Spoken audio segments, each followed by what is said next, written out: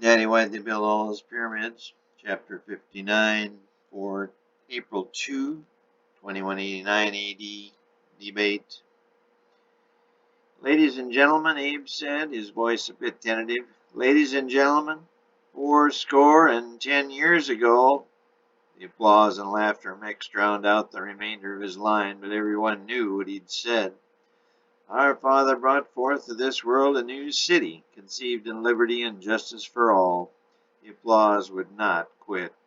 Finally Abe stood, and the applause, though initially crescendoing, eventually began to subside. He sat back down and said, "Let us begin. You all know the two participants. The first question is for General Alexander." The applause resumed now for Alexander, but Abe raised his voice and continued. "General, what gave you the right in 323 BC to attempt to conquer the entire world?"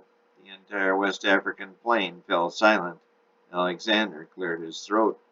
Paul, along with over 1 trillion others, stared at him. "Mr. Speaker, General Paul, and honored guests and listeners, in 313 BC the world was in chaos, much as it is now. There was famine, war, disease, and anxious public just as there is today. Through my study of history and inspiration from my gods, I knew that I could make the world a better place, no, a perfect place for all to enjoy.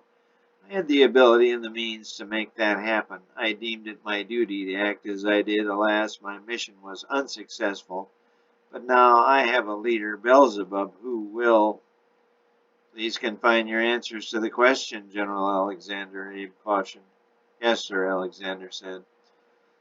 "Paul," Abe said, "you have 2 minutes for rebuttal." "Thank you, Mr. Speaker.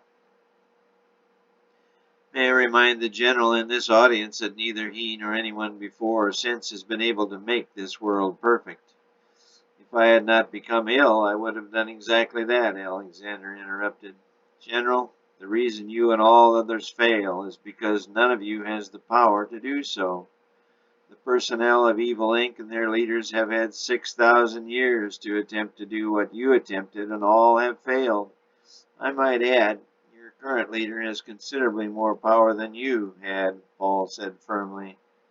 "I only had 10—" "Next question," Abe said, cutting off Alexander. "And I will remind you both again that you must confine your answers and rebuttals to the questions posed. Paul, my reading of your life story indicates that you murdered or responsible for the murders of over 25,000 Jews."